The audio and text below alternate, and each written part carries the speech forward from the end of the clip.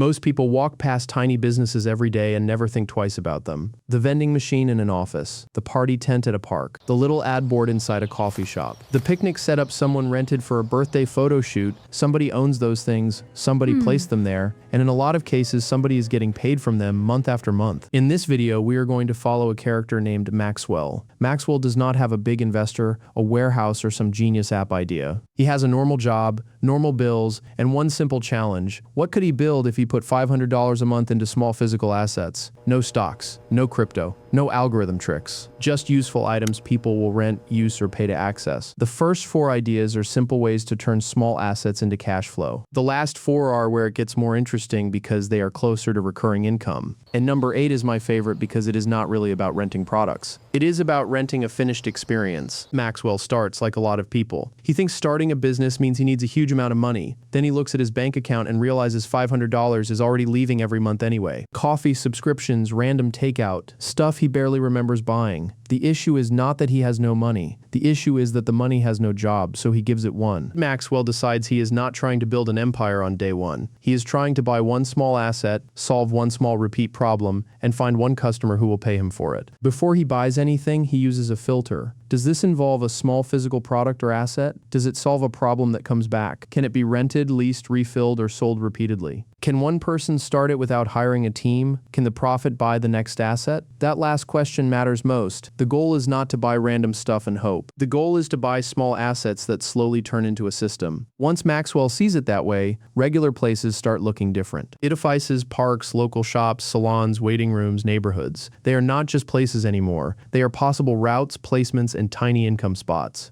The first idea is a neighborhood tool rental business. Maxwell starts by buying expensive tools people need once in a while but do not want to own: a carpet cleaner, a pressure washer, a drain snake, wet dry vac, maybe a tile cutter later. With the first $500, he can buy one good asset plus a few flyers or local ads. Used professional carpet cleaner or solid pressure washer is enough to test demand. The customer is simple. Someone doing a weekend project. They want the result, not the tool. They do not want to spend $400 on something they use once a year. They do not want to store it. They do not want to drive across town, wait in line, and deal with a big box rental counter. Maxwell can make it easier. He rents the tool by the day or weekend, takes payment through an app, uses a basic agreement, and offers local drop-off for an extra fee. This works best when it is truly local. A hardware store may have more inventory, but Maxwell has convenience. He can serve one neighborhood better than a giant store serves the whole city. The risk is obvious. Tools break, people misuse them. Demand can also be seasonal, so he needs deposits, maintenance, clear rules, and photos before each rental. But the math can work. If he buys a carpet cleaner for $450 and rents it for $50 a day, a few weekend rentals can recover a big chunk of the cost quickly. Maxwell is not really renting a tool. He is renting the ability to finish a project without buying a bulky machine.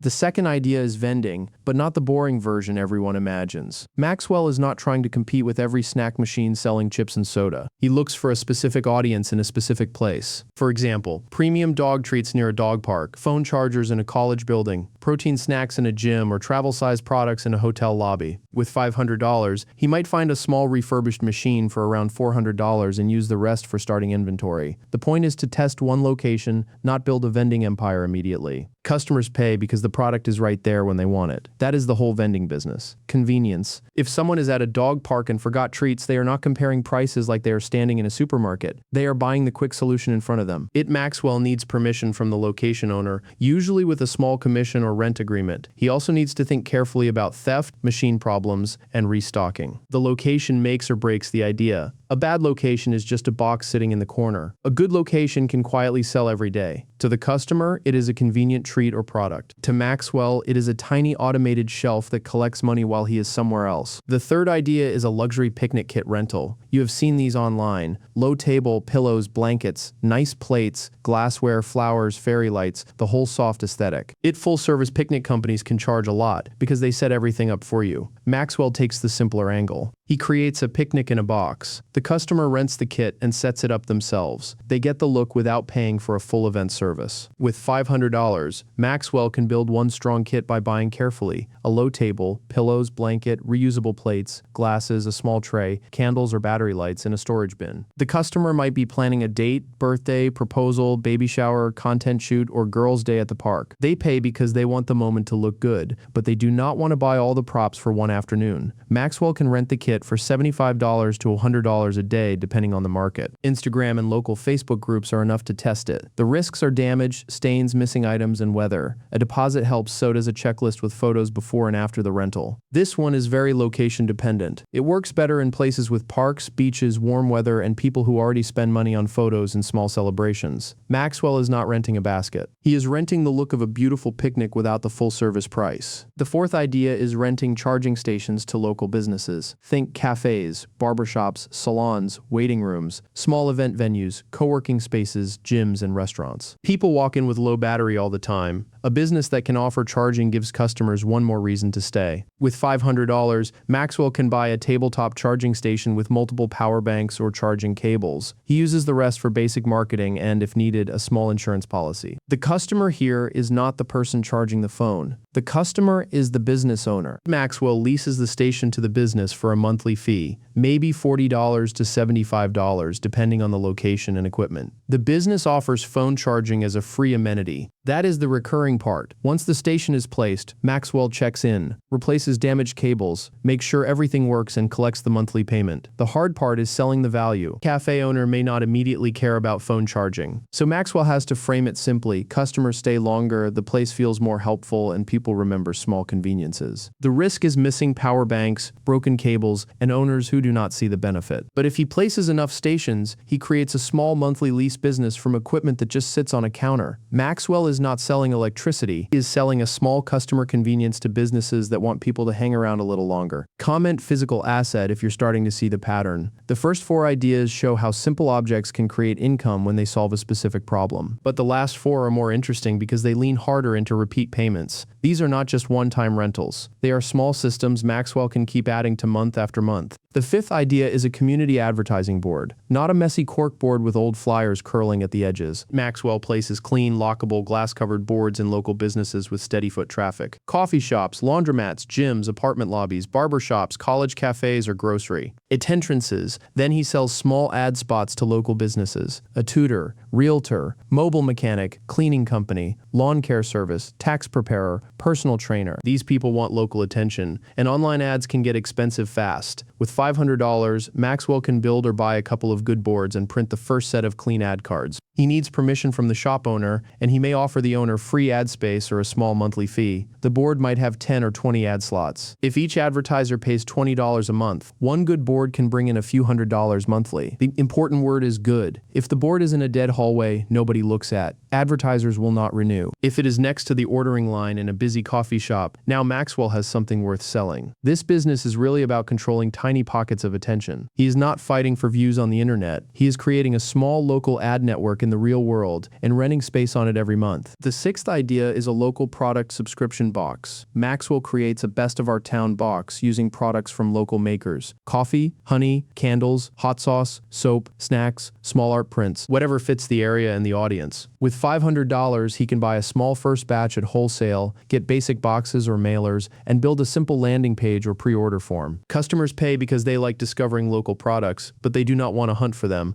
It is part convenience, part gift, part little monthly surprise. Maxwell charges a monthly subscription fee and delivers or ships the box. If he can get enough subscribers, he can negotiate better wholesale prices with the makers. This one sounds cute, but it is more operational than people think. Inventory can get messy. Shipping can eat profit. Customers cancel if the boxes start feeling repetitive. And if Maxwell buys too much before he has subscribers, he can get stuck with products. So the smart move is to start with pre-orders. Sell the first 20 boxes before buying everything. Then build from there. Maxwell is not just selling random local products. He is selling discovery, convenience, and a reason for people to feel connected to where they live. The seventh idea is renting smart pet feeders. This is for pet owners going on vacation, visiting family, or taking a short trip. Some owners hire a pet sitter, some ask a neighbor, some feel guilty and anxious the whole time. Maxwell rents them a Wi-Fi pet feeder with an app, a camera if the device has one, and a simple setup service. With $500, he can buy a few reliable feeders and spend a little money getting flyers into vet clinics, groomers, pet stores, and doggy daycares. The customer pays for peace of mind. They can feed the pet on schedule, check that food was dispensed, and feel less helpless while they are away. Maxwell could charge by the week and add a setup fee if he delivers the feeder, connects it to Wi-Fi, tests it, and shows the owner how it works. This one has a serious warning: reliability matters. If a party light breaks, that is annoying. If a pet feeder fails, that is a real problem. Maxwell needs good devices, clear instructions, backup plans, and maybe a rule that the feeder is not a replacement for all human check-ins on longer trips. Demand will also spike around holidays and travel seasons. The idea works because people do not want to buy a smart feeder for one trip, but they will pay to borrow one when they need it. Maxwell is renting out a little bit of peace of mind. The eighth idea is the party-in-a-box rental. This is the one I like most because it is simple, visual, and easy to expand. Maxwell builds themed party kits that people can rent for a weekend. A kid's birthday box might include a popcorn machine, bubble machine, reusable tableware, lawn games, decorations, and maybe a simple backdrop. Backyard movie night box could include a projector, screen, speaker, blankets, popcorn buckets, and lights. Game day box could include folding tables, team-colored decor, cooler bins, yard games, and serving trays. With $500, he can build one focused kit, not 10 half-finished kits. One good kit that photographs well and solves one specific event problem. Parents pay because buying everything for one party is wasteful and annoying. They do not want to store a popcorn machine. They do not want to order 15 random items and hope they arrive on time. They want one box that makes the party feel handled. Maxwell charges per weekend, maybe $125 to $200, depending on the kit and the area. The risk is the same as any rental business: missing pieces, damage, cleaning, pickup, delivery, and deposits. But the model is expandable. Each profitable box can fund the next theme. One box becomes 3, 3 becomes 10. Eventually, Maxwell has a garage full of tiny event businesses. He is not renting party supplies. He is renting the feeling that the party is already halfway done. The lesson is not that $500 a month instantly makes you rich. It does not. The lesson is that $500 a month can buy small assets. Small assets can solve repeat problems. Repeat problems can create repeat payments. Repeat payments can buy more assets. That is the loop Maxwell is looking for. He stops asking, is $500 enough to make me rich? He starts asking, what can this $500 buy that someone might pay me for again next month? That is a much better question. Now, none of this is automatic. People fail with ideas like these all the time. They pick bad locations, they buy equipment before talking to customers, they price too low, they skip permits. They forget deposits, they do not maintain the assets, or they simply refuse to make sales calls. Boring does not mean easy. Boring means the problem is easy to understand. The execution is still everything. Your results depend on your city, demand, pricing, reliability, local rules, and your willingness to keep going after the idea stops feeling new. The $500 is only the starting point. It does not do the work for you. At the beginning, Maxwell thought $500 a month was too small to matter. Now he sees it as a tool. Every month, that money can buy one more test, one more asset, one more customer conversation, or one more step toward cash flow. He does not need a huge loan. He does not need the perfect idea. He can start with one small income system and make it better over time. That is how boring money starts. If this gave you an idea, comment below. What small physical business do you think could work in your town? Like the video if it changed how you look at small money. And subscribe for more practical business breakdowns. $500 a month will not build an empire overnight. But if you use it with patience, it can buy the first brick.